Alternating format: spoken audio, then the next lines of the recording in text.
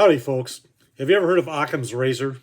It's a philosophical concept that says, yet it's most simple, that the simplest explanation is usually the best one. There's a Latin translation of the fancified philosophical declaration that says, entities must not be multiplied beyond necessity.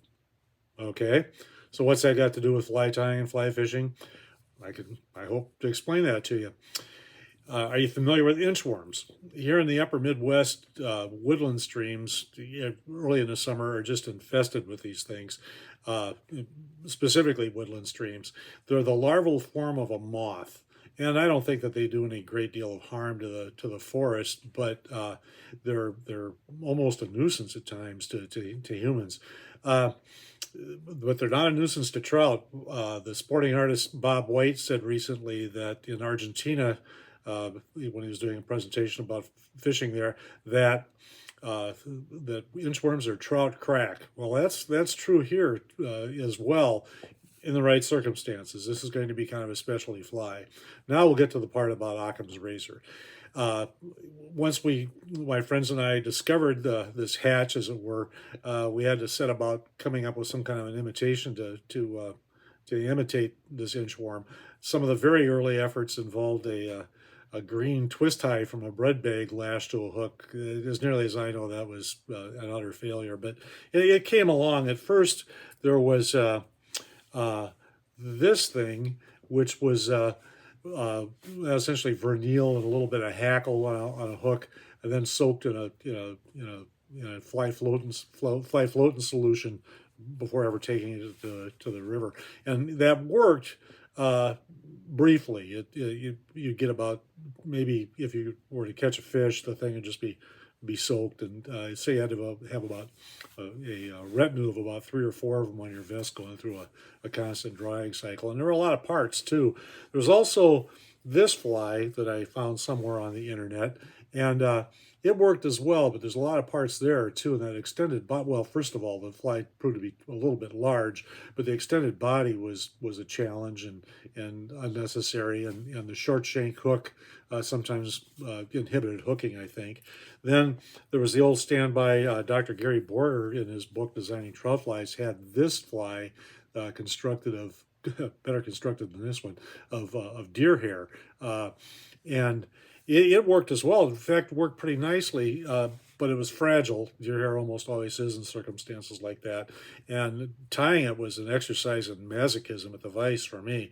So we keep looking. Eventually came up with a material. I saw this is a craft foam that's been folded in half and glued together with cyanoacrylate glue, and that works as a body material. But I have something even simpler yet, and we'll shut the camera off here. We'll switch some things around, and if you have about 2 minutes more patience with me, we'll tie Occam's inchworm. Hang on. In the vise, we have a 1260 Daiichi curved shank hook in size 8.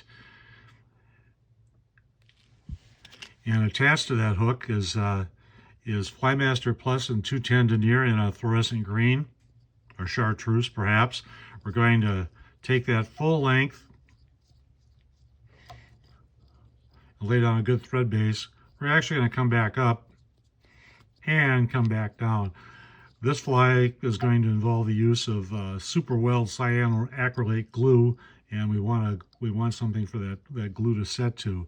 Now the secret sauce here, and the thing that makes this Occam's razor's version of an inchworm, is this material put to a different use. These are Rainey's parachute post in size 8 or in 1/8 inch diameter in a chartreuse color, and all there is to this fly is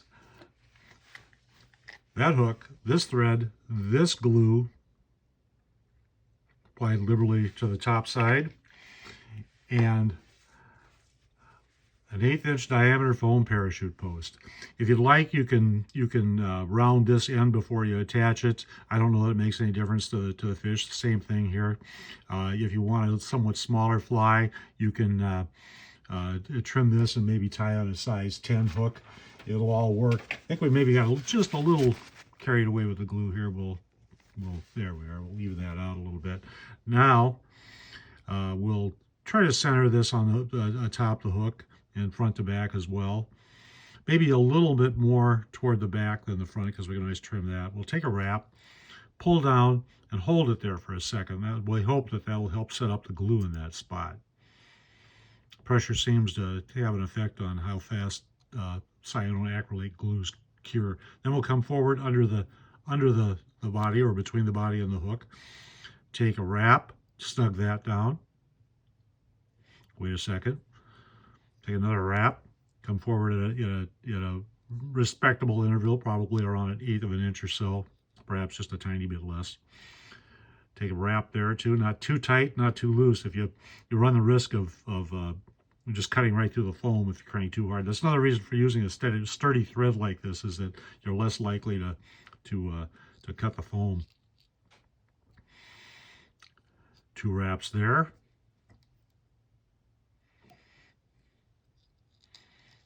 Forward again, 2 more wraps. Let that set up all the way to the hook eye. 1 here as well. When you do this, take a wrap there, take a couple of wraps. When you do this and you pull back to make room for your whip finish, you'll put a kind of a natural curve in it in both ends too, which adds to the verisimilitude of the fly. Then we'll apply a 4-turn whip finish or so.